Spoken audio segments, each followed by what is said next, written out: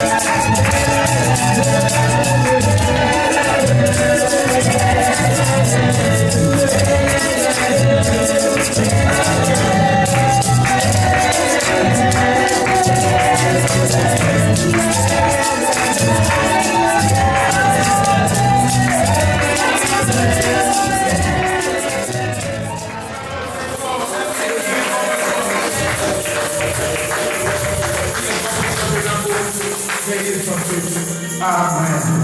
Amen, amen. Nous pouvons prendre place. Que Dieu nous bénisse. Et bienvenue à chacun d'entre nous dans la sainte présence de notre Seigneur Jésus-Christ. Amen. C'est cela. Encore un petit peu. Non. Amen. Donc,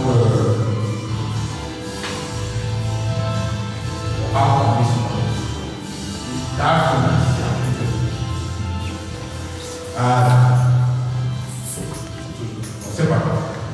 Voilà, donc aujourd'hui nous allons essayer de clôturer ce message important que nous avons commencé à donner d'ailleurs depuis le début de cette année. Vous savez, si on veut résumer la Bible, toute la Bible, les 66 livres, il y a deux messages. Il y a deux messages. Le premier message, c'est celui que le Seigneur nous a donné, nous a démontré de Genèse 1 et Genèse 2.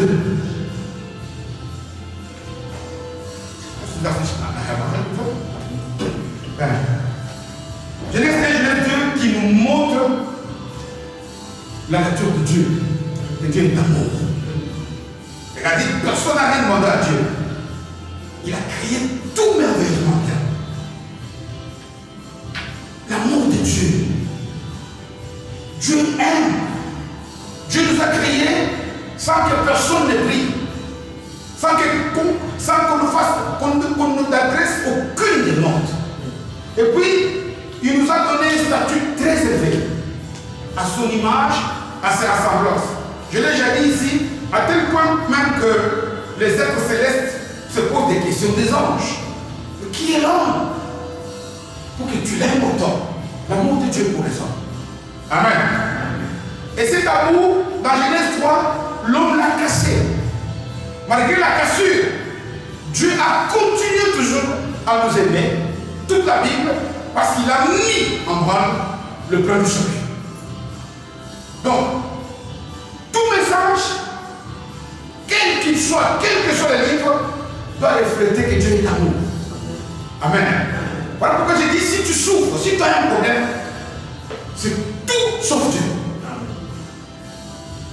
Mais non, le deuxième message, c'est nous qui l'avons ajouté. Parce que lorsque nous avons commis le péché qui nous a mis dans le mal, et que Dieu a continué à nous manifester cet amour, parce qu'il a donné son Fils unique pour manifester cet amour, le plan du salut, le deuxième message, c'est que maintenant, comment retrouver cet amour? Comment rentrer dans ce plan du salut? Amen. C'est ce qu'on appelle la vraie conversion. Dieu est amour, on a fait une cassure, mais Dieu, par l'œuvre de Christ, de Jésus son Fils, il a mis en place un plan de salut. Il dit, il ajoute dans Jean 3,16, quiconque croit. Donc le choix maintenant, pour rentrer dans le salut de Dieu, est donné à nous-mêmes.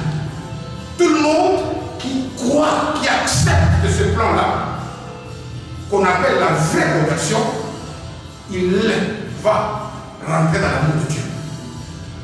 Amen. Nous avons vu, dans un premier temps, cet amour par la création. Nous avons vu le péché, donc la cassure, la rupture de la communion, de la relation d'amour que Dieu voulait continuellement avoir avec nous-mêmes. Nous avons vu les conséquences. C'est-à-dire que quand on a commis le péché qui est la séparation avec Dieu, est rentré maintenant les péchés qui sont donc le mal, le vol, le mensonge, la souffrance, les maladies. Maintenant, nous voulons voir c'est quoi la vraie conversion.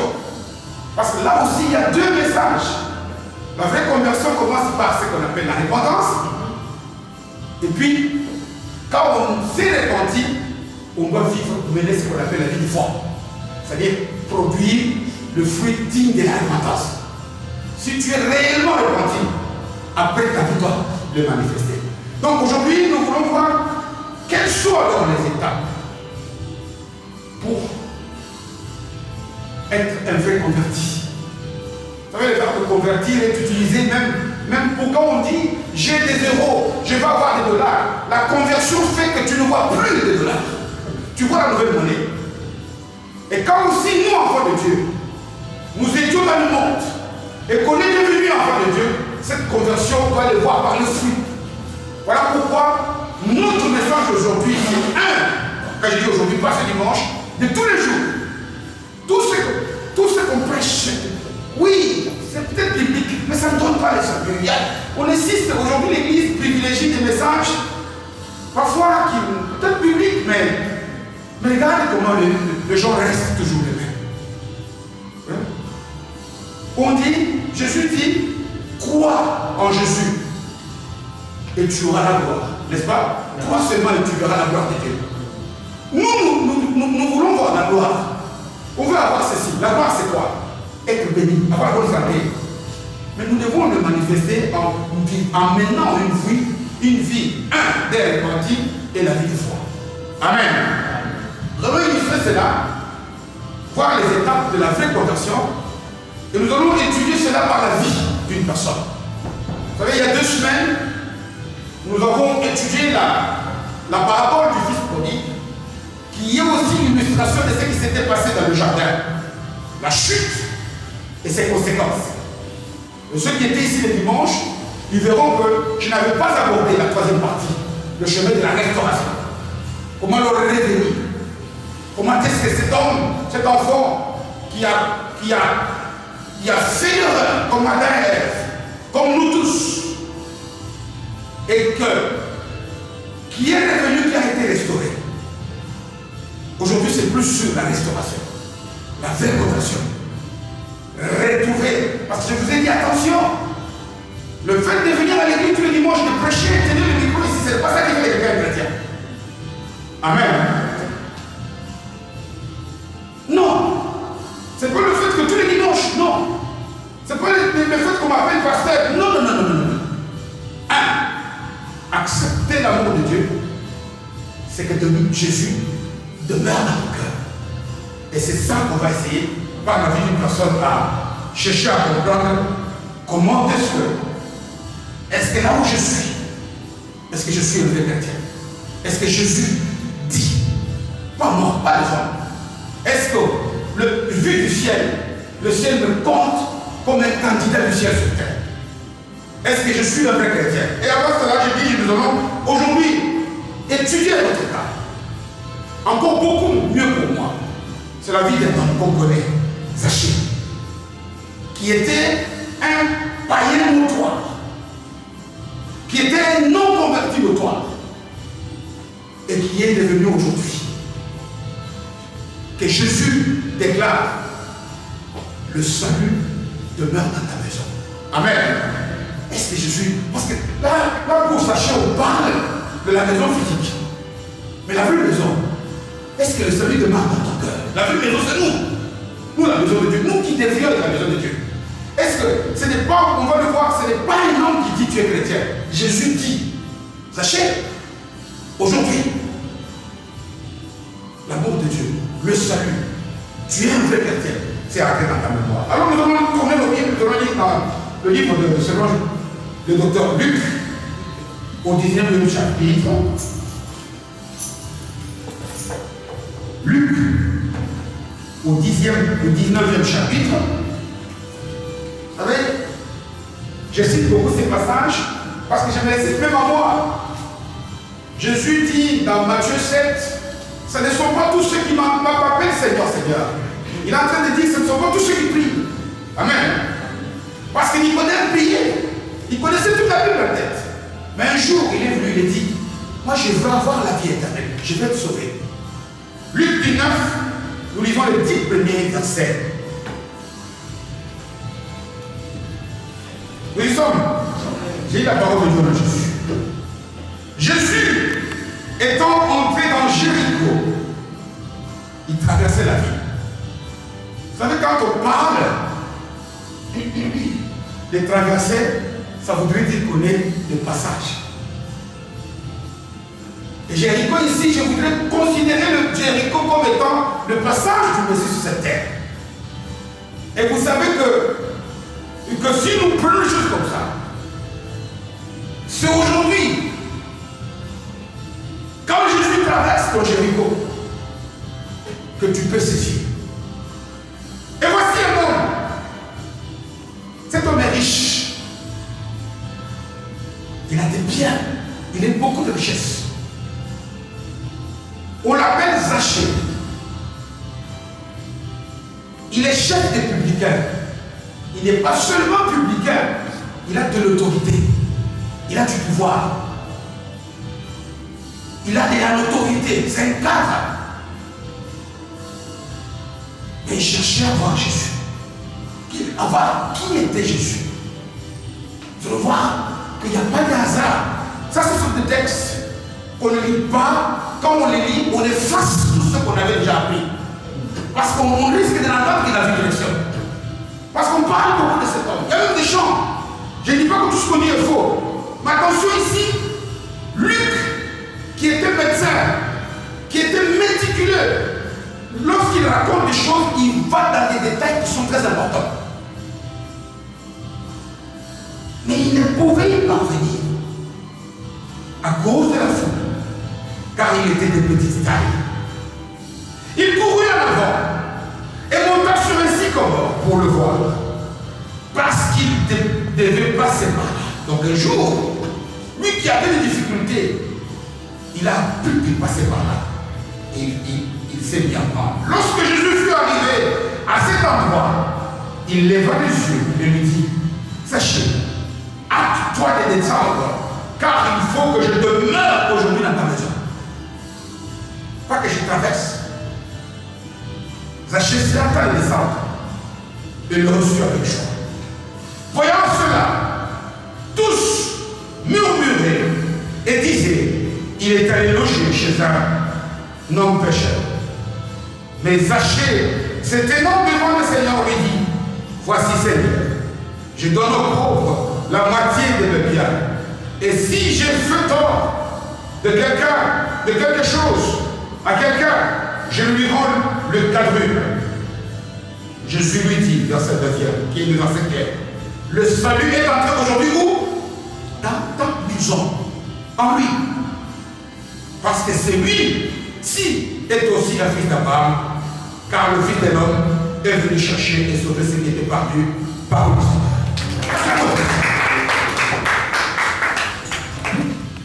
Qu'est-ce dit Jésus? Lorsque toi tu pries, tu jeûnes, lorsque tu viens au culte le dimanche comme ça, qu'est-ce qu'il dit?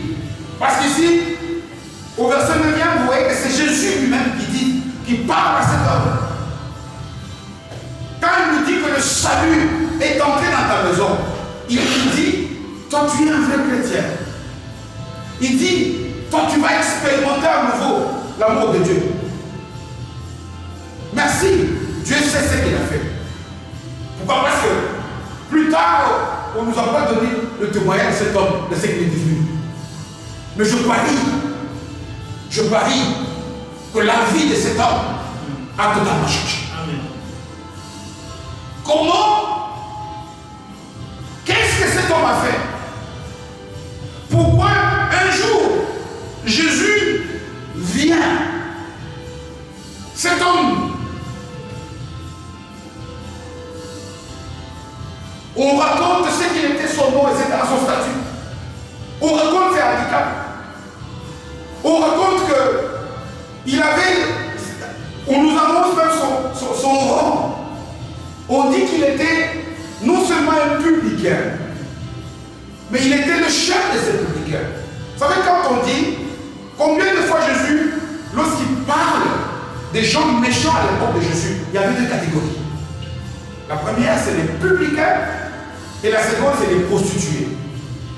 Mais Jésus parlait aux religieux, parce qu'aujourd'hui, les assemblées chrétiennes sont pleines de religieux, des pharisiens, des nicodèmes, qui eux se moquaient. Regarde même, quelque part, il se moque, il est allé chez un pécheur. Il dit, le publicain que vous voyez, les prostituées, et retrouveront le paradis. Pourquoi? Parce que eux, c'est des gens qui sont capables de quitter la vie qu'ils avaient pour adopter ce qu'on appelle la nouvelle vie. Amen. Amen. Et c'est très très important ce genre de message pour moi et toi. Nous venons tous les dimanches au culte, nous prions, nous faisons des belles choses. Mais notre Dieu est un Dieu qui est, lorsqu'il fixe des choses, il veut qu'on le fasse comme il a dit. Oui, venons à l'église, c'est bien. Donner des offrandes, c'est bien. Chanter, prêcher pour Dieu, c'est bien. Mais la question, c'est que moi aussi, lorsque Jésus me regarde là où je suis, est-il capable de dire, aujourd'hui, tu es sauvé? Vous savez, lorsque nous reculons un chapitre avant, au 18e, on n'a peut-être pas beaucoup de temps pour tout lire tous ces textes, mais on connaît l'histoire. Il y a un an, on l'appelle le jeune riche. Il est riche aussi.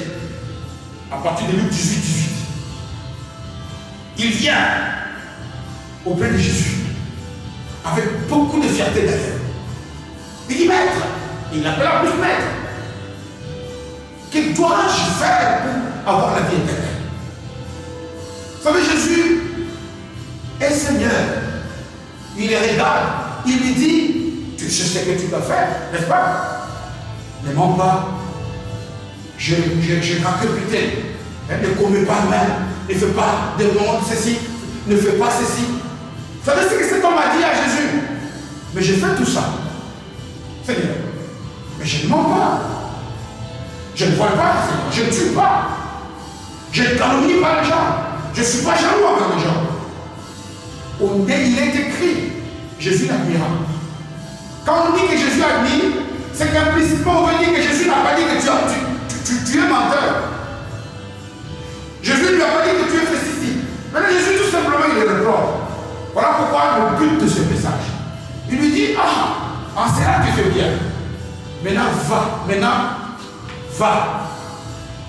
Vends tout ce que tu as. Distribue aux pauvres. Reviens sur moi. On dit que le type est devenu tout triste. Amen. Voilà pourquoi Jésus prononça cette parole qu'on connaît tous. Il est plus difficile à un riche d'obtenir, d'entrer dans le royaume de Dieu qu'à un pauvre. Ici, Jésus ne parle pas de. Jésus ne déteste pas les richesses matérielles. Il ne parle pas de ça. Amen. Il ne parle pas de ça. Il est plus difficile de laisser l'Esprit de Dieu nous remplir et de le laisser lui conduire nos vies. Beaucoup de gens, nous faisons beaucoup d'efforts, de choses qui sont bien, qui sont des commencements. Et Jésus nous admire. Mais il y a dans ces textes que nous venons de lire ici, un plus que la vie de cet homme nous donne, qui vont nous aider à ce que nous puissions dire oui. Aujourd'hui, le salut de Dieu demeure dans ma maison. Que je suis sauvé réellement sauvé. Qu'est-ce qu'on peut voir dans la vie de cet homme? Qu'est-ce qui a milité?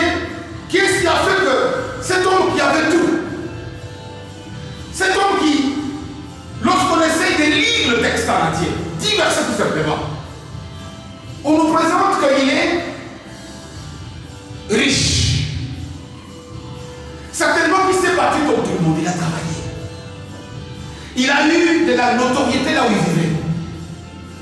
Il était respecté des gens, grand. Mais qu'est-ce qui fait qu'un jour, ça lui vient à l'idée que non, je dois aller voir Jésus. C'est ça le message, le premier que chacun d'entre nous doit savoir. Parce que nous sommes dans la course aujourd'hui à l'accumulation des richesses de ce monde. Quand je parle de richesse, je ne parle pas que des biens. Par exemple, que je puisse être considéré, que je sois la terre. On est aujourd'hui à la recherche de la grande notoriété. Et ici, la première leçon que moi et toi nous devons retenir, c'est que quand tu auras accumulé toutes les richesses de cette terre, toi qui crois que, combien de fois ici parfois on se disait, le jour que j'aurai ceci, le jour que je gagnerai, le jour que j'aurai des papiers, le jour que j'aurai par exemple du travail, le jour que j'aurai ceci ou cela. Non. Tu verras, on dit, il y a dans le cœur de l'humain un vide. Il n'y a que la présence de Jésus qui peut combler ce vide. Aujourd'hui, cherchons Jésus, ne cherchons pas le bien. Parce que quand tu cherches le bien, un jour tu verras que tu n'es que vanité. Parce que regardez cet homme. Pourquoi si les richesses du monde pouvaient lui donner la paix, jamais il n'aurait plus la peine de pouvoir chercher à aller voir Jésus. Jamais cet homme, ici, j'insiste beaucoup, quand tu viens à l'église, quand tu viens à Christ, enlève de ta tête que je vais à l'église pour tirer tel ou tel bien. Ce message passe beaucoup, bien physique. Non, ça ne sort pas. Aujourd'hui, tu peux même être malade. Prier, tu dois prier pour avoir la santé. Mais ne pense pas que c'est la santé qui est la fin de toute chose. Prie la santé pour avoir la santé, pour que tu puisses utiliser cette santé à servir Jésus. Amen. Aujourd'hui, nous luttons beaucoup. Notre quête, aujourd'hui, même la plupart de nos messages, comment faire ceci, comment avoir cela. Je vois parfois des gens, même la plupart de prophéties chez nous, notamment au Congo. Oh, des gens vont avoir des visas ici. Est-ce qu'avoir un visa, c'est une bénédiction? Est-ce que ce n'est pas pour peut-être me moquer de... Est-ce que c'est ça? Aujourd'hui, c'est comme les gens cherchent. Aujourd'hui, s'ils apprennent que tel part, il y a tel message qui prêche, comment on dit, comment on appelle ça encore? Le message sur la quoi? L'abondance. Tout le monde court. Jésus dit ceci. Voici les miracles qui vont accompagner qui? C'est ce qu'il est en train de dire. Tu crois à Jésus, tu auras ces choses et tu les auras en abondance. Nous avons renversé. Si tu veux connaître Jésus, si tu veux qu'il demeure dans ton cœur, donne-lui la place, la priorité. C'est-à-dire que dans ta vie, que les choses de Dieu prennent la première place. Parce que quand bien même tu auras tout, quand bien même tu seras élevé en dignité comme cet homme, quand bien même tu auras des choses à gauche, à droite. Revenons par exemple à ce qu'on a vu le dimanche, il y a 2 semaines, de ce fils prodigue qui vient, qui dit à son père, donne-moi les richesses. Qu'est-ce qui était dans la tête de cet homme, de ce jeune homme? C'est que quand je suis riche, je serai bien. Mais regardez que les richesses de ce monde ne poussent que l'humain à faire des gaffes. Pourquoi? Parce qu'il a travaillé, il a cherché du travail. Mais regarde le travail qu'il a trouvé, le travail de publicain. C'était un travail qui était fait par des gens qui étaient des voleurs. Voleurs dans quel sens? Parce que vous savez, à l'époque de Jésus, la terre d'Israël était une colonie. Ça s'appelle l'Empire romain, pas Rome de l'Italie. Toute l'Europe ici, y compris partout où nous sommes ici, c'était tout un pays qu'on appelait l'Empire romain. C'est Rome, l'autorité romaine, César à l'époque, qui dominait surtout. Et il plaçait à la tête de chacun des pays de l'époque de son empire ce qu'on appelle des gouverneurs. Et ces gouverneurs plaçaient des agents qu'on appelait des publicains qui allaient percevoir des taxes et des impôts. Et ces impôts-là, on les envoyait à Rome. Voilà pourquoi les publicains, pour le peuple d'Israël, étaient considérés comme des traîtres. Ce qu'on appelle au Congo des collabos, des gens qui collaborent avec des ennemis. Ils trahissent leur propre peuple au profit de l'ennemi.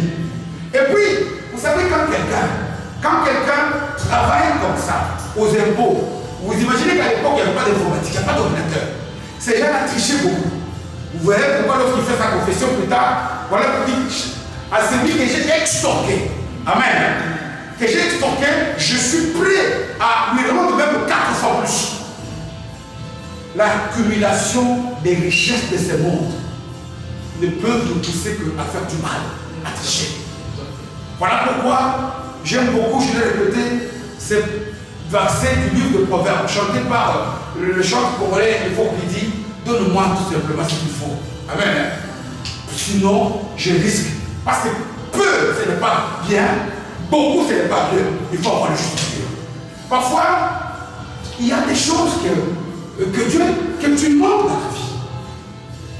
Mais regarde, Dieu te dit ici que ce n'est pas le fait que tu vas avoir cette histoire-là. Parce que Dieu sait pourquoi. Parce que si Jésus voit qu'en te donnant ça, ça te pousse à la mort, il est capable de l'arrêter. Amen. Je pense ici, ça me vient comme ça à l'esprit. Tout le monde connaît ce qui est arrivé à... Comment s'appelle le fils à Frère Loup? J'ai oublié. Comment? Matthieu. Son père a souffert. Sans travail. Il s'est battu comme un lion. Il a accumulé quelques moyens. Il a souffert pour qu'il puisse voyager. Il a voyagé jusqu'en Lituanie. Mais aujourd'hui où je vous parle, ce garçon, il est où? À Kinshasa. Alors que nous avons accueilli chez lui quelqu'un avec qui s'était venu ensemble. Alors que il est arrivé en Lituanie, ceux avec qui il était sont ici en Europe. Il y en a qui sont en Allemagne, il y en a qui sont en Belgique, en France ou ailleurs. Maintenant, moi j'ai beaucoup réfléchi parce que je n'ai pas compris faire de nous. Qui c'est? Parce qu'aujourd'hui, oui, nous sommes des êtres émotionnels. Ça fait mal. Mais qui sait? Admettons qu'il pouvait arriver ici et il meurt. Il met ensemble avec Jésus. Entre faire un accident, mourir et rentrer au Congo, dites-moi un peu, quelle chose, si tu étais à côté de Dieu, tu ferais? Qu'est-ce que tu veux dire par là? J'ai dit tout simplement que quand les choses arrivent, prions et continuons à faire confiance à Jésus. Amen. Il peut arriver des choses que tu manques. Il a manqué de venir ici. Mais si il connaissait Jésus, il continue toujours à les servir.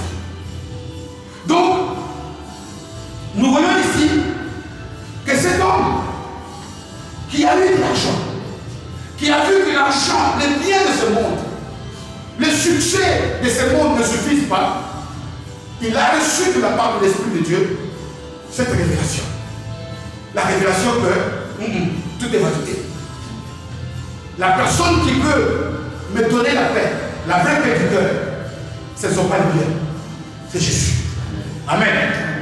Maintenant, vous vous rendez compte que lorsqu'il reçoit cette révélation, il voit qu'il pouvait, c'est comme, il pouvait se dire, c'est fini. Moi, je me contente de ça. J'ai la révélation, mais je suis petit détail, et il y a la foule. Ici, dans la foule, ne voyons pas tout simplement la multitude de gens. Voyons parfois toute cette série des choses qui t'empêchent.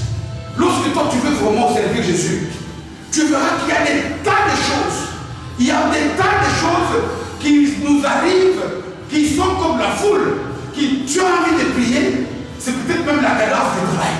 C'est peut-être l'accumulation de mauvaises nouvelles. C'est peut-être la foule, c'est que la plupart d'entre nous, si tu attends que tous les feux passent au vert pour que tu puisses bien servir Jésus, tu dis que tu finiras l'affaire.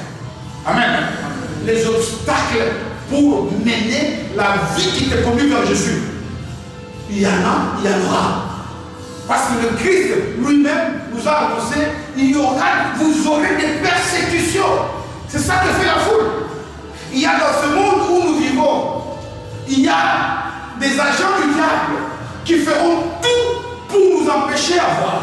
C'est ça la foule. Et la foule là, la foule ce sont des ennemis extérieurs.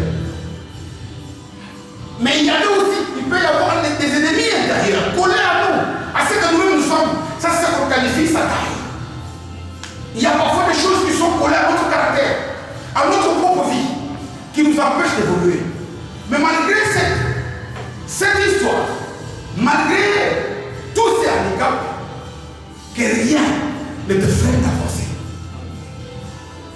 il y aura toujours des difficultés de trouver du bon temps pour prier.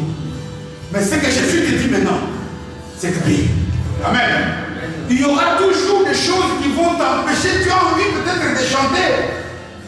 Tu as envie peut-être de prêcher. Tu as envie d'exhorter. Tu as envie vraiment de faire plus que ce que tu fais pour le Seigneur. Il y en aura. Mais Zachée ne s'est pas contenté de constater cela. Il a dit, malgré ses handicaps, moi je vais avancer. Moi je veux voir Jésus. Et vous remarquerez lorsque Jésus dit, viens, je me laisse trouver par ceux qui me cherchent, n'est-ce pas? Parce que vous verrez que cette phrase est vraie. Parce qu'alors que celui qui est allé monter à un arbre pour qu'il puisse voir Jésus, n'est-ce pas? Mais le texte nous dit clairement qu'arrivé, c'est Jésus qui l'a vu.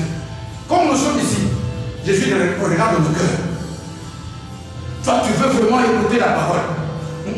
Si Jésus voit cela dans ton cœur, c'est lui qui va graver cette parole dans ton cœur. Lorsque nous voulons chercher Jésus, c'est tout ce que nous voulons faire, c'est lui qui va le faire. Voilà pourquoi on dit, il est écrit, c'est lui qui suscite en nous le vouloir et le fait.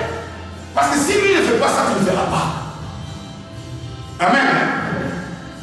Comment? Et c'est là les étapes que cet homme a suivi dans sa vie. Et les mêmes étapes d'ailleurs, nous avons commencé à les voir, à les effleurer un peu lorsqu'on a vu la parabole du fils prodigue. Ça commence. Tu veux te convertir. La première étape, ça passe par la repentance. La métamorphose. Vous voyez, quand lorsque Jean-Baptiste arrive, c'est son seul message. Répentez-vous. Lorsque le Christ arrive, il dit répentez-vous. On peut perdre le temps ici de lever, à chercher à vouloir expliquer c'est ça, c'est pas la repentance, ça vient du latin, ça vient du grec, ce n'est pas ça. Moi j'ai compris que la plupart d'entre nous, ça c'est mon cas. Lorsque je prie Dieu par rapport à la compréhension de Dieu, j'ai envie qu'il me dise moi clairement quel pas je dois poser. Amen. Et nous l'avons vu lorsque nous pouvons même reculer au message du fils prodigue. Quelle a été la première chose que ce jeune homme a fait? Il a pris conscience. Ah, si je savais, je ne serais pas venu. Je n'aurais jamais dû demander. Il a pris conscience. Lorsque Dieu vient, il dit, Adam, où es-tu? Genèse 3e chapitre. On nous dit que leurs yeux se sont ouverts. C'est-à-dire que leur conscience, ils ont pris conscience. Ah, comme disent les ligalophones, il nous a fait toucher la touche. Hein? On dit comment? Il nous a fait assis ici se touche. Donc il nous a lu. N'est-ce pas? Parce que c'est comme ça il dit. Il a pris conscience. Et j'assieds aussi, quand on voit son comportement, lui qui était chef, lui qui a bravé la foule, lui qui était, vous vous rendez compte, vous retrouvez le bourgmestre de Pèse, perché à un arbre, parce qu'il veut voir quelqu'un passer. Vous voyez un peu le ridicule. Mais le fait qu'il a pris, c'est qu'il a pris conscience du fait que le chemin sur lequel je suis en train de marcher, ce n'est pas le bon. Amen. Mais non. Parce qu'ici, nous parlons de la repentance, de la voie de la repentance de chacun d'entre nous ici personnellement. Pour Adam et Ève, on dit le fruit. Pour le fils prodigue, quel était son péché? Il a pris, il a demandé, comme on dit, son héritage, et il s'est éloigné de son père. Ça, c'est ce qu'il a placé dans la vie de débauche. Mais pour toi, moi, j'aime pas quelqu'un d'entre nous, chacun d'entre nous ici. La récompense commence par tout ce que tu sais que tu as en toi, ton fruit là, que tu as mangé, qui t'empêche de le servir. Et Dieu a déjà tout fait pour que les gens te le disent. Et pourquoi toi, le jour où toi tu enlèveras ça dans ta vie va changer. Amen. Chacun d'entre nous ici est conscient de son fruit là, de cet héritage là, de cette chose là, qui lorsqu'il le fait, c'est ça qui va le pousser au mal.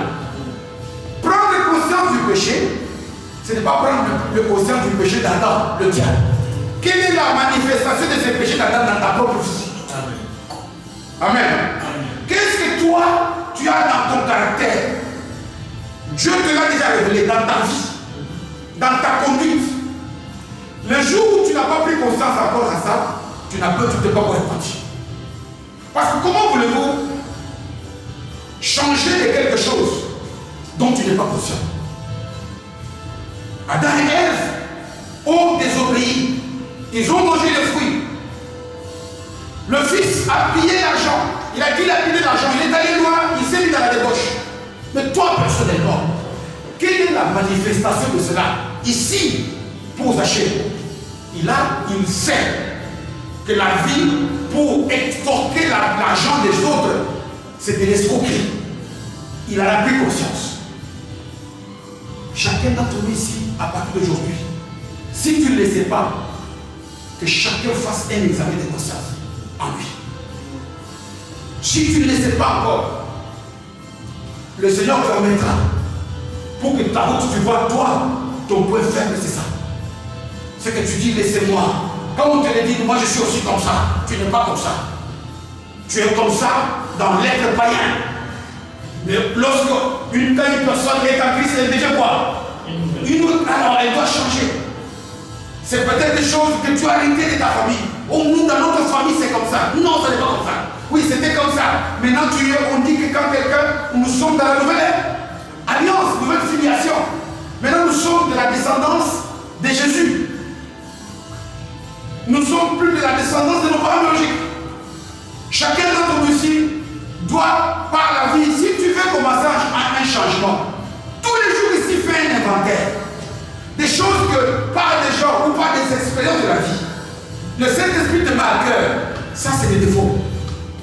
Ça m'empêche. Prends conscience de ça. Si tu veux commencer à changer, fais ton bilan de la vie. Tu marches comment? Quelle est cette chose-là qu'il y a dans ton caractère, dans ta marche?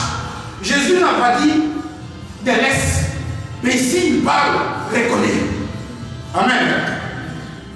Et lorsque tu vas reconnaître cela, lorsque tu vas prendre conscience, vous verrez après un certain temps, si chacun d'entre nous ici connaît son point faible, Jésus va t'aider à ce qu'il puisse disparaître.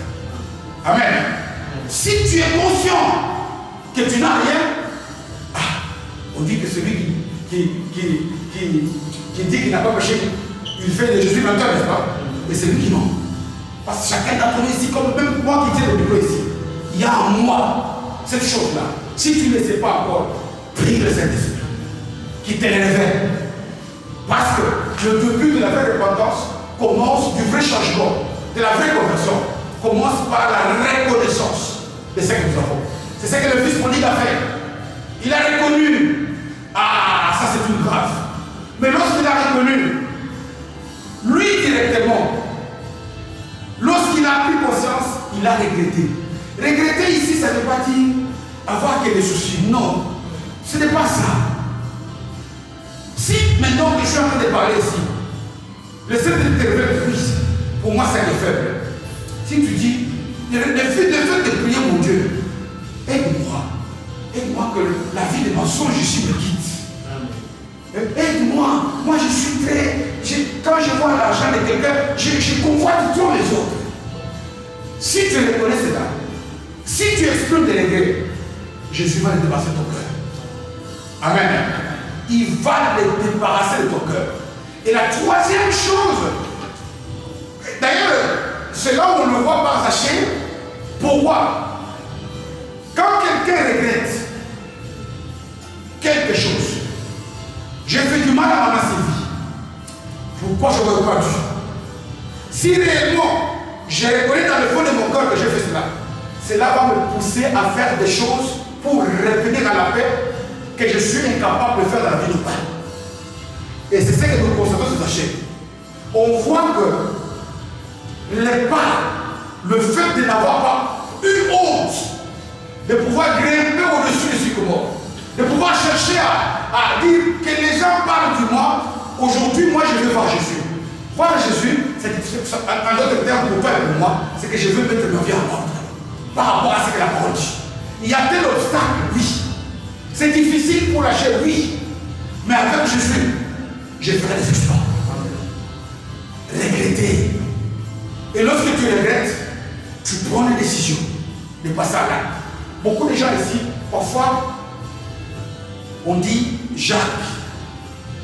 Jacques dit une fois sans œuvre est une fois comment? Morte. C'est-à-dire que lorsque j'ai pris pour avoir du travail et que je me couche à regarder la télé du matin au soir, ma prière est stérile. Parce que tout bon acte spirituel que nous posons doit correspondre à un comportement physique des choses que nous faisons. Amen. Tu ne peux pas dire je veux cesser de voler. Tu l'as dit. Mais tu te mets toujours dans des conditions pour voler. Alors là, dans le physique, tu as raté. En d'autres termes, ici, nous disons que prendre de bonnes décisions est une bonne chose. Mais il faut aller aux actes.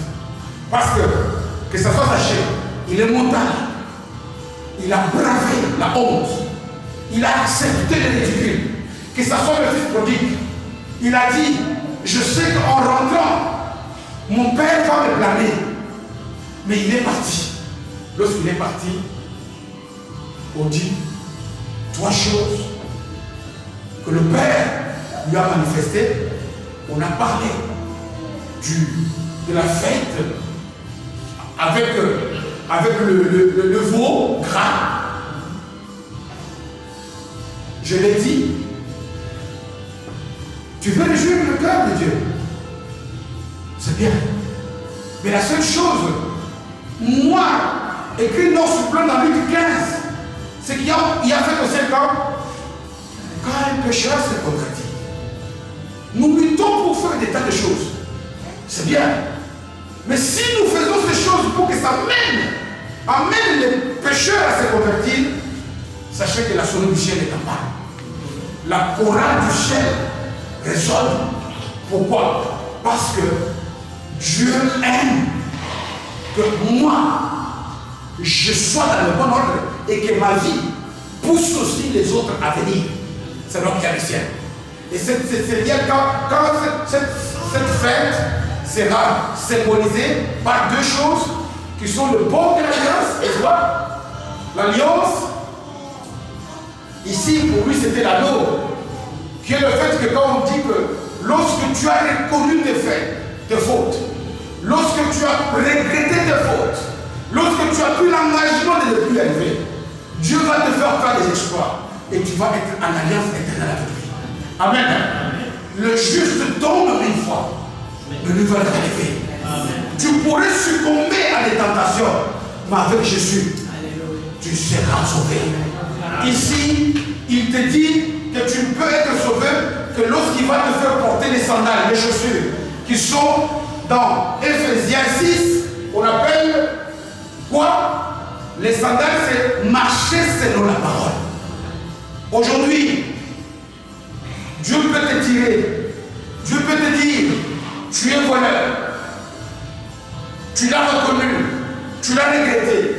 Si réellement tu l'as regretté, si réellement Jésus a mis cela dans ton cœur, sache qu'il va faire Dieu content.